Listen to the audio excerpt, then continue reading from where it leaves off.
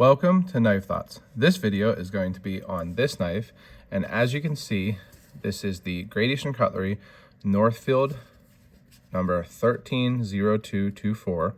So it's the Clerk in Sandbar Stag, which is the 2024 club knife for the Allegheny Mountain Knife Collectors Association.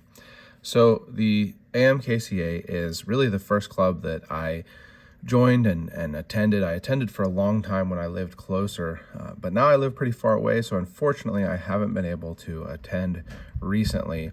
But I do like to get their club knives because I have kind of a display going, and I have really enjoyed when I have been able to attend. So I got this year's club knife, and like I said, this is the Northfield Unexcelled Clerk in Sandbar Stag. I ended up getting number 24 of 40, so they did 40 of these for the AMKCA, and I'm happy with number 24 because it's the 2024 club knife. I think that that was a coincidence. I wasn't there to pick my number. If you're there in person, you do get kind of a chance to pick your number. So I was happy with the number that I got. So let's take a look at the knife. First of all, it does come with a little pin. I like these. It says the AMKCA 2024 club knife, Clerk. And the knife itself. So I didn't get any of the other number 13s or the number 62s. I haven't gotten any of the 47s that they did from this year. Haven't gotten any of the 72s that they're doing right now yet, but they do have some patterns coming up that I am planning to get some of. So this was kind of like the only GEC knife that I've bought since the number 15s. I, of course, bought number 15s. I love Barlow's and bought several of those.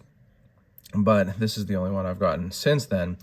And, you know, I'm not a huge Congress pattern person.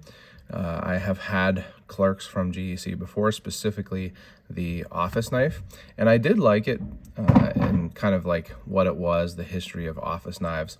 It was laser etched and everything, but I just constantly had proud tips and or blade wrap on the main blade, and then the secondary blade was just proud, and I would sharpen the blade wrap out, then I'd have to drop the kick, then I'd have to sharpen blade wrap out, then I'd have to sharpen, back and forth, back and forth, back and forth. I ended up selling it for, I think a pretty, friendly price, but being that it was very, sharpened and modified. So I hope whoever bought it is enjoying it. And the good thing with this knife is that I am not going to carry and use this knife. I don't plan to, so I don't have to worry about it having blade wrap, and I don't know if it does. I genuinely didn't even check, because this is just one that I'm going to put in the display, probably just keep it there basically in the display. But you can see that it has the bare shield. Now, unfortunately, these bare shields are not pinned with an asterisk next to that. So only one of these AMKCA knives from GEC has had a pinned bare shield, and it was in 2020, and it was because I pestered the leaders of the club and Bill incessantly, and they did pin them. But it's a more involved process. This shield, because it's 3D and pewter, I believe, is not, doesn't lend itself to pinning. So unfortunately, those are glued. I have seen people in the club who had some of theirs pop out, not on this knife, but on older knives. So something you have to watch for if you're gonna, especially if you're gonna carry and use it. But in a display, it's probably not gonna make a big deal or make a big difference or be a big deal, whatever, you know what I'm saying. But the shield is not pinned on these, and I don't prefer that, and I know Bill doesn't prefer it either. I know Bill does prefer to have pinned shields. Now let's take a look. I don't see any blade wrap. I've probably only opened this knife like once or twice. This is probably like the third time. Don't see any blade wrap there. And I don't feel any either, actually. So, I mean, maybe I made a bad call not getting one of these Clerks, because actually, other than this one to carry and use, I guess I should say, because actually the tip is not proud either. Now, it's pretty close, but it's not proud. Like, I don't think you would catch your fingernail or the pad of your finger on that. No, you don't. So that's nice. It's nice that it doesn't have blade wrap. Let's see about this secondary blade. It's it is a little proud. I think that I can catch a little bit there. Yeah.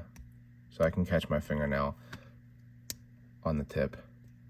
And that's, not uncommon. Secondary pen blades, particularly on Congress knives, just like commonly have a proud tip. And not just from GEC, but also from GEC. So that's one of the reasons why I'm not huge on Congress knives.